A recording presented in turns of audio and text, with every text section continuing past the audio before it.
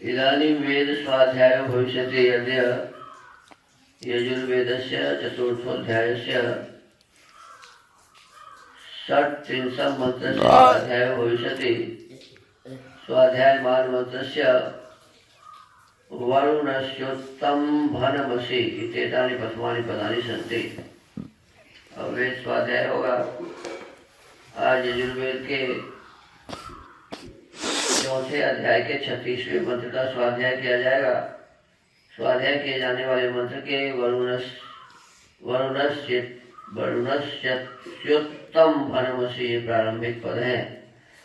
इस मंत्र के ऋषि है वरुणस्येत्यस्य वत्स ऋषि, सूर्यो देवता, विराट ब्राह्मणी वृहति छंद मध्यम स्वर, पुनस्तौ की दिशा भी विद्युत दिशते। फिर वे कैसे हैं इस विषय का उपदेश अगले मंत्र में किया है। ओम वरुणस्योत्तम्भनमसि वरुणस्य स्कम्भसर्जनीस्थो वरुणस्य ऋतसदन्यसि वरुणस्य ऋतसदनमसि वरुणस्य ऋतसदनमासीद। भावार्थ पदार्थ हे जगदीश्वर, जिससे आप वरुणस्य उत्तम जगत के उत्तम भनम अच्छे प्रकार प्रतिबंध करने वाले असी हैं, जो वरुणस्य वायु के स्कंभ सर्जनी आधार रूपी पदार्थों के उत्पन्न करने, वरुणस्य सूर्य के ऋतसदनी जलों का गमनागमन करने वाली क्रिया स्थ है, उनको धारण किए हुए हैं। वरुणस्य उत्तम ऋतसदनम पदार्थों का स्थान रसी है। वरुणस्य उत्तम ऋतसदनम सत्य रूपी बोधों के स्थान को आसीद अच्छे प्रकार प्राप्त कराते हैं। इससे आपका आश्रय हम लोग करते हैं। जो वरुणस्य जगत का उत्तम भनम धारण करने वाला असी है, जो वरुणस्य वायु के स्कंभ सर्जनी आधारों को उत्पन्न करने वाला, जो वरुणस्य सूर्य के ऋतसदनी जलों का गमनागमन कराने वाली क्रिया सह है, उनका धारण करने, तथा जो वरुणस्य उत्तम ऋतसदनम सत्य पदार्थों का स्थान रूपसी है, वह वरुणस्य उत्तम ऋतसदनम पदार्थों के स्थान को आसीद अच्छे प्रकार प्राप्त और धारण करता है। उसका उपयोग क्यों न करना चाहिए। भावार्थ, इस मंत्र में श्लेषालंकार है। कोई परमेश्वर के बिना सब जगत के रचने व धारण पालन और जानने को समर्थ नहीं हो सकता, और कोई सूर्य के बिना भूमि आदि जगत के प्रकाश और धारण करने को भी समर्थ नहीं हो सकता। इससे सब मनुष्यों को ईश्वर की उपासना और सूर्य का उपयोग करना चाहिए। अब दो बातें अभी बराबर कहा जा रहा है। एक तो परमात्मा के संबंध में कि संपूर्ण संसार का धारण करने वाला कौन है? ईश्वर है।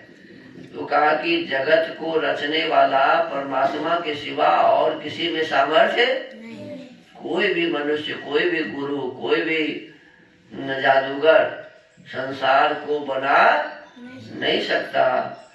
तो यह अनंत संसार जिसे हम देख रहे हैं, इसको बनाने वाला कौन है जी?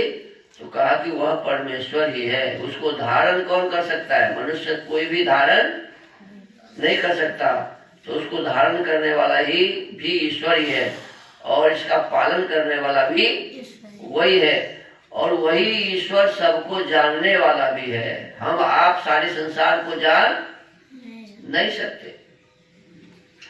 तो कहते हैं वही उत्पन्न करने वाला है, रचने वाला है, वही धारण करने वाला है, वही पालन करने वाला है, और वही केवल जानता है कि इस संसार में कहाँ कहाँ क्या क्या है। हम आप जान नहीं सकते, हम आप समर्थ नहीं है इसमें। और कहा कि सूर्य एक ऐसा पदार्थ है इस संसार में, इस सौर मंडल में या किसी भी सौर मंडल में जो सूर्य होता है वही उस सबसे बड़ा होता है, और वो अपने सौर मंडल के सभी ग्रहों को, उपग्रहों को धारण करके रखता है, और वह सूर्य मंडल अनेक प्रकार के हमें सुखों को देने वाला है। सूर्य सबसे बड़ा है, सबसे अधिक प्रकाश करने वाला है। इससे अधिक प्रकाश करने वाला संसार में कोई भी पदार्थ नहीं है। तो उस प्रकाश देने वाले सूर्य को ठीक से समझ के उससे अनेक प्रकार के कार्यों को हमें सिद्ध करना चाहिए। सूर्य के रोशनी से बिजली पैदा करते हैं लोग।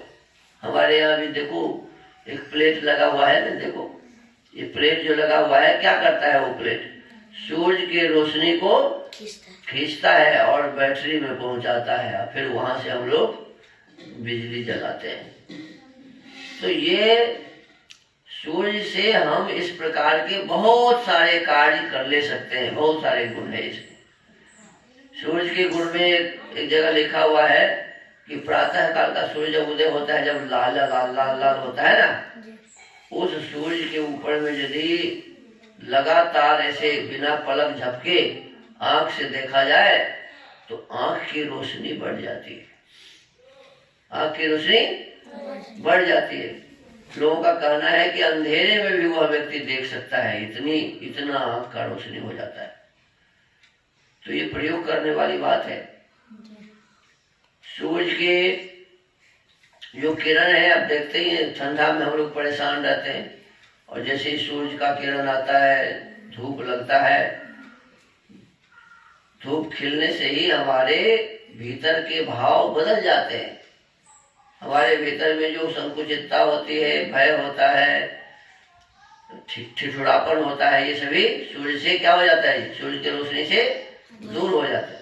तो अनेक प्रकार के गुण हैं इस सूर्य में, उसमें जितने रंग है उस सबका अलग अलग महत्व होता है।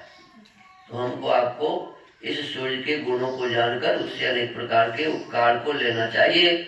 कहते हैं कि सूर्य, कहते हैं इससे सब मनुष्यों को ईश्वर की उपासना क्या करनी चाहिए जी, ईश्वर की उपासना करनी चाहिए।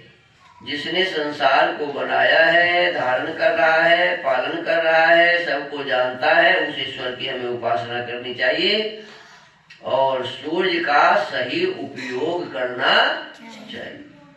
तो आज के स्वाध्याय के क्रम को यही विराम देते हैं। ओम।